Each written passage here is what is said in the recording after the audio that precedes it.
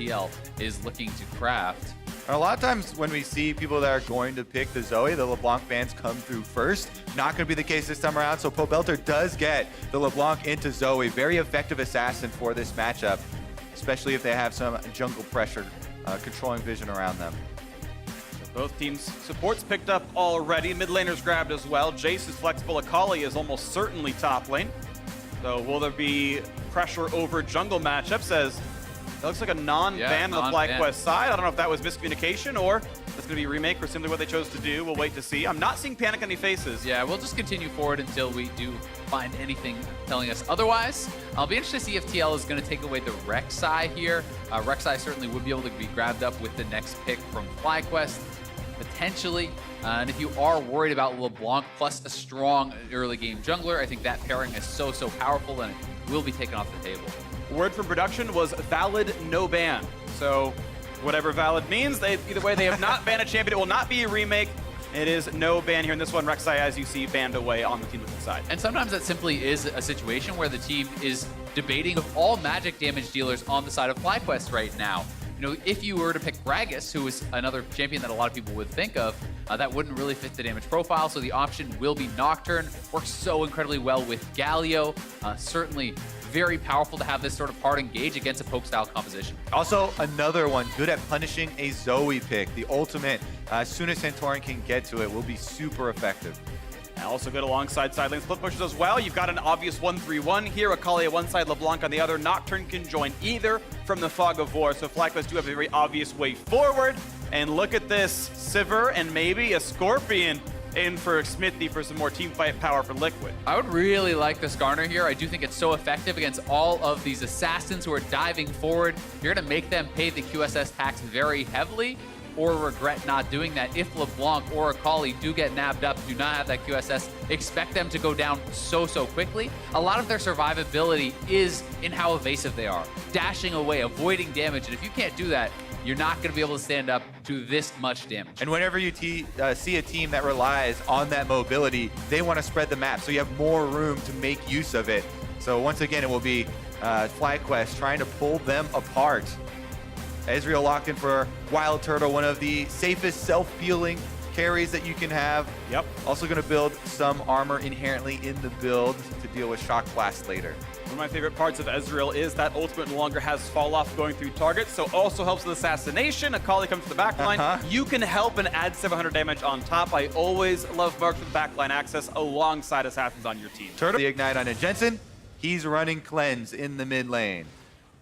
Nice job right there, hitting his buttons and staying safe. So no kills on the board, but a very close game overall. Now Santorin, nice job, waits out the spell shield, then gets his own done. Yeah, still fighting, and they trade back and forth. Here comes Viper. For the squad, that's a slow, has to watch out for the bubble, flashes forward, first ult used, he's invisible. Round two, can he land it for the damage output's gotta watch out for Jensen though. And he can't go for it, commits the flash, gets nothing, and now watch out. Impact, gonna land some damage, and there is first blood for Jensen against Viper. Jensen with the Spell Thief exhaust there completely turned it around. I don't think Viper was taking that into account. He flashed in for it, got exhausted immediately. Jensen saves his jungler there. Yeah, you can see Viper wanted to create a play. He's been spending the entire lane phase just getting harassed by Jace over and over, pushed under the turret, losing CS. Saw an opportunity to try and get some gold in this game, but is too far reaching for FlyQuest with Inland. Every single time Santorin has shown up, Xmithie was there to counter gank it and keep his team alive. One of these cases, they even got the kill for it. Yeah, it's looking pretty difficult here for FlyQuest, considering they're the team that wants to spread out and try and take advantages that way, where Team Liquid has a much easier route to try and group up 4 objectives. Like bottom side, there's going to be another Infernal Drake. Currently top side, Impact is going to have a hard time though. This is a 3v1 without Flash. This seems unlikely that he lives. The fear is in.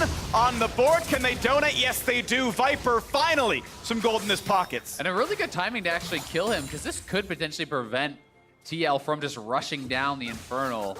We'll see if FlyQuest can wrest some of the control on that side of the map back whatsoever, but for now it is actually Wild Turtle's just heading towards mid lane, and it may be a free bot lane turret there for Doublelish.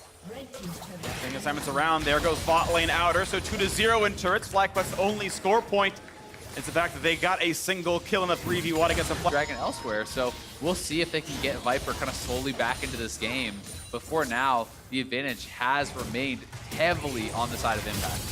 Well, looking at Team Liquid overall as a team, already setting up now around this top jungle. They know Baron spawns in just under 2 minutes, and this feels like the first 15 games Team Liquid. Every single one of these players winning lane. They're up in plates. They're giving up almost nothing. Smithy is always there to counter gank and almost immaculate in most of these cases. Now looking at round 2 into the top jungle. Galio joining it as well. The burst damage to the backline finally happens. 1 kill picked off into Jensen. Looking at round 2, the health bar is quite low. They might get the kill. Good flash play by Santorin, but Double does answer back onto the opposing mid laner. Red buff goes down, Double foring that one as well. Looks like Viper wants in, can't find it. Could be shut down, gets away. Shock blast gonna land. They will indeed get JJ 2-1 Team Liquid in this fight. Yep, FlyQuest lose to Turtle actually in there as well. Double Lift chasing him down. Couple more shots will get him, forcing the flash away. The turret not enough to kill Double Lift. Out they go. Yeah, Viper forced a lot of kind of cooldowns and pressure in that fight, but not able to kill anyone. Was staying in that shot for so long, getting people low, poking at them, but not able to have the lethal damage to actually finish anyone off. And here it is one more time. Jensen trying to poke away at that mid lane. Pobelter finds him out. They decide to commit to the play, committing in with that Galio ultimate, getting a fairly big taunt on multiple members. Viper now coming in from the top. Yeah, that was a big opportunity. Nice AoE being done, but Team Liquid also collapsing there, and then Double throws out the boomerang blade as Pobelter dashes in on the LeBlanc, right into the damage, cuts him down. And on the way out, Impact gets the charge up to short the punch there from Galio. And Viper bought a lot of time for Turtle to actually kind of poke away and get some damage out, but because they had already lost members, already had Pobelter push back out of the fight, there wasn't really enough damage for them to actually capitalize all the time. He was buying with the split up like this, then maybe there's an opportunity to get a 2v1 advantage. Jump on them with the Paranoia. Santorin now level 11. You've got 2 levels in it. Try and look for a possible pick. On the sides, going in towards quarter day, trying to bait out CC or even the aftershock cooldown. Can't find that one. Bit of an opportunity. No quick silver sash on anyone on the FlyQuest side. They can't afford that tax.